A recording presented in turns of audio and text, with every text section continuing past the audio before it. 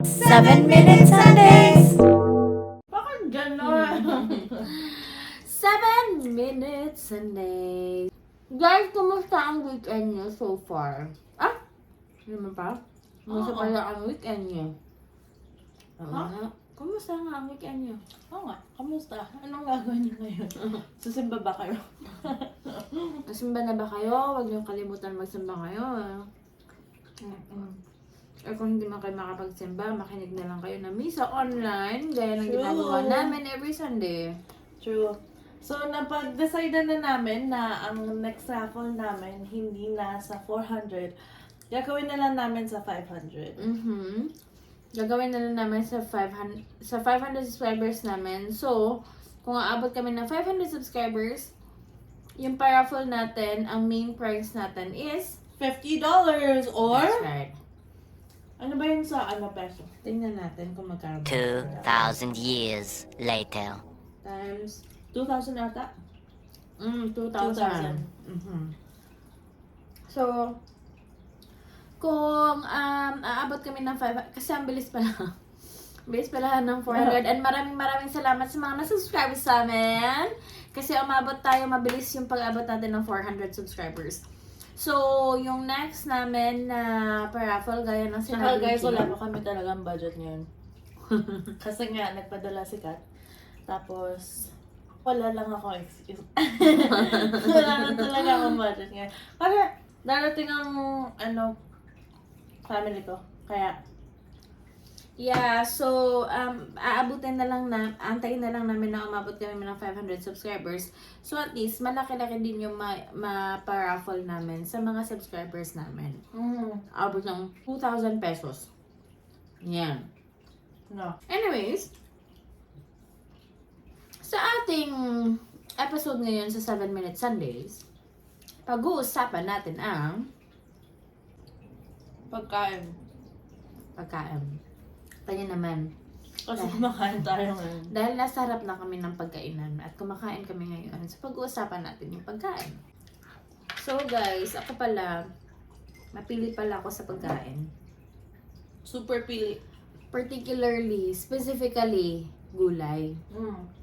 So, kung hindi nyo alam, sa mga hindi nakakaalam dyan at sa mga bagong subscribers namin, kumakain ako ang weird kasi pag nagsasalad-salad kami ni Kim sa labas, kumakain ako. Gusto niya pagmahal. Pag nagsasalad-salad kami, vegetable salad sa labas, nakakakain ako. Pero pag nasa bahay kami, parang hindi kumakain. Pero guys, malunggay, ang lakas kong kumain na malunggay. Malakas din akong kumain na... Kasi maliliit lang. Pero masustansya ang malunggay guys, di ba? And spinach din, nakakain ko, carrots, patatas, yung mga ganun. Pero yung mga broccoli, yung mga kale, yung mga cilantro, yung mga ganon klaseng mga gulay-gulay na medyo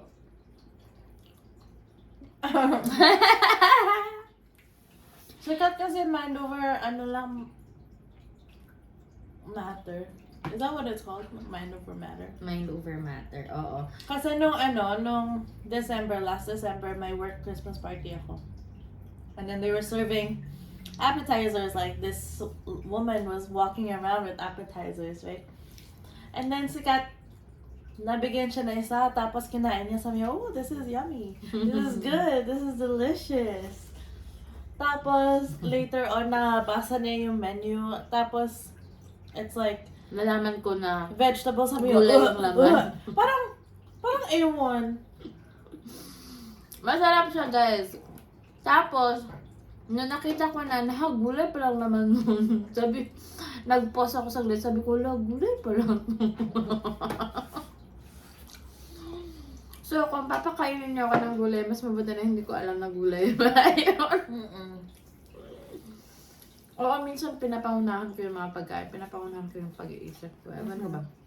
Si Kim naman, Walang pinipili, walang... Servisyon totoo wala lang. kinikilingan. Pagkain, totoo lang. No, the only thing that I really don't like right now Munggos. is onions. Ayaw niya din ng yung goto sa Pilipinas. Yung mga lugaw-lugaw. Ganyan. Ayoko ng lugaw, guys. I really don't like the lugaw. Unless if it's plain, yung parang garlicky na lang siya and rice na may soup. That's my kind of lugaw. Pero ayoko yung may mga toppings. Ayoko yung may mga laman. I don't like anything. Munggo din ayaw niya. I eat it, but I would rather not eat it. Pero kumakain ako ng munggo. Yung munggo sa Pilipinas, yung parang niluluto siya na may sabaw tapos may pork na kinayaw niya. Okay Pero- lang. Kinakain ko naman. Pero ayoko lang kainin. Pero other than that, lahat kinakain niya. Yung mga weird para sa akin, kinakain niya lahat. Sobra. But I wasn't always like this. When I was a kid and younger, I was also super picky with food. Like, I don't like vegetables like that. But I changed. I'm a changed woman. Yeah. Pero guys, sobrang ako sa prutas. Sobrang sagana ako sa prutas. Pag feeling ko kailangan ng katawan ko na masustansya. Minsan, inaano ko yung katawan ko na prutas na lang. Pero syempre, 'di ba, kailangan din talaga natin ng mga green leafy vegetables. Ang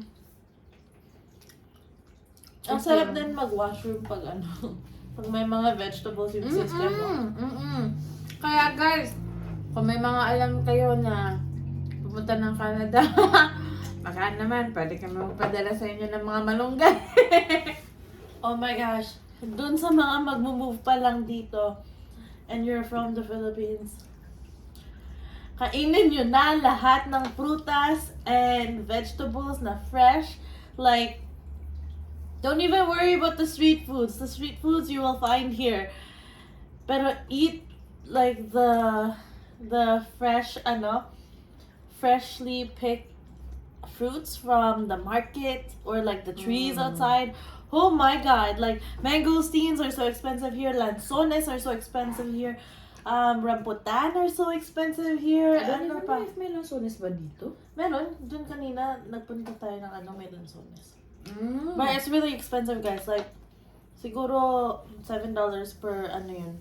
Yung Per 2 malunggay, pounds. yung malunggay dito, 5 stick lang, nagkakahalagang $5 na ba yun? $6 ba yun? True.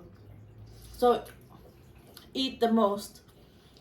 Don't even worry about yung mga restaurants and everything. May Jollibee na dito. Even though they say that it's not the same taste, it's fine. We still have it here. But the vegetables and like, oh my god, the eggs taste different here. Eat the eggs over there.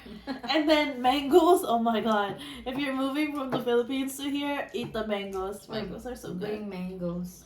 Yeah, and if you have like space in your luggage, bring mangoes. Bring Because- mangoes, bring malunggay. Ewan ko kung di ba kayo maano dyan. And anything that can't grow here is allowed. You just have to declare it. Like mangoes. If I go to the Philippines, I will just bring like a box full of mangoes. And I'm not gonna tell anyone. Totoo. Sarap yung mga pagkain sa Pilipinas, no? Minsan nga, naghahanap ako ng dito, ng tuyo, at saka, ano ba yung sinasabi ko, daing, no? Oh yeah. Ang hirap magluto dito kasi, di ba mangangamoy yan? Tapos yung mga kapitbahay mo, mga sensitive yung mga ilong, baka mag-ano sila. So, Wala naman sila sinasabi, pero parang nahihiya ka lang. hindi naman nahihiya. May iba nga, mareklamo sa amoy. Wala pa akong nagreklamo sa amoy. Hindi yung kanya kalisteta kasi may nagreklamo. Ah, talaga? Mm-mm. Kami din sa by the way dati. See? Matagal na yun eh. Mm. At saka hindi naman sila nagreklamo. Naninig lang ata sila na So, ano na nga, di ba? Pero syempre, kailangan mo maging considerate sa mga tao sa paligid mo. So, hindi mo alam kung gusto nila yung amoy or hindi. Weird ba? Pero guys, my God, miss na miss ko na talaga yung fresh na daing, fresh na... Gusto ko yung maliliit na ano. Ano ba yun? Yung maliliit na fish. Hindi okay. Maliliit na sila and then it's also like one of those deep fried one tapos crunchy. Ano ba yun? Ewan ko. Ay, yung ganun kaliit na isda? Yung maliliit, yung ganun lang. Ay, hindi ko alam. Tapos madali silang masunog. Yung nakahiwalay? Hindi. Ewan ko. Anyways. Basta sa amin, sa sa Bisaya, buwad. Buwad. And then suka and sili. My God! Oh yeah, sili is so good. Yeah. And then ginamos. Dito anchovy yung tawag sa kanila, guys. Yung mga Bisaya dyan, alam niyo yan. Ginamos. You know what's good? Yung ano, chicharong bulaklak. Yung ginabot. Ginabot. Oh, I love chicharong bulaklak. Oh, ipapasyal ko pala si Kim sa Cebu pag umuwi kami ng Pilipinas, pag nabakasyon kami. Papatry ko siya dun sa... Kasi famous ang ginabot sa Cebu. Kung sino mga taga Cebu dito na nanonood sa amin. Famous ang ginabot sa Cebu. Eh, hindi pa na-try ni Kim yun. Kaya, dadalhin ko to. May pungko-pungko dun. Oh my God, you know what's famous in ano? In Quezon City? What? Me. I don't know. What is ano a famous thing in Quezon City? Wala naman. Scramble, binatog. Anong binatog? I don't know. Like coconut. Yung mga circle-circle na coconut. Meron din kayong ganun pero iba yung tawag nyo. Bukayo ata. Bukayo, no? Ewan ko. If you're a Bukayo and you're watching this video, please let us know in the comments. Okay. Well, that's it. What's your parting wisdom for this vlog? Wala naman. Siguro, Eat vegetables, mas madaling mag-washroom. guys, gusto ko na talaga mag ng smooth na go. Minsan Kain siya ng isang piece ng lettuce. sinasabi, hindi yun, gabi ka naman. Ay, oo, lettuce gusto ko din yun. Tsaka pechay. Ano pechay? Tapos sinasabi, Spinach? Hindi, pechay. Basta pechay. Okay, sige. Cabbage and lettuce. Sinasabi ko kay Kim, gusto ko parang gusto ko something para masarap yung go ko, smooth. Kaya may one time nagmalunggay kami, ang sarap talaga guys. Ang sarap ng talaga. Ay. So yeah, kung kayo ay mga taong hindi mahilig masyado mag-vegetables, practicein nyo na. Huwag kayong gumaya sa akin ha. True. Ilang taon na. Ngayon, So important for your health. Very, very. And water. Drink lots of water. True. Yun lang naman. Ano favorite Ikaw? ulam mo? Favorite ulam ko sinigang. Me, my favorite is everything. But my most favorite is humba. Humba. Humba. Daming gusto ni Kim, laing lahat. Oh my god, I love laing too. That's my favorite. I love laing. I love eating laing. Oh my god. Oh my god. Guys, nakakakain lang si Kim ng laing kahit walang rice. Laing lang. Yun lang talaga. Oh, it's so good. And I don't know how to make it. Kaya, if you're watching this and you know how to make laing, let me know. Please.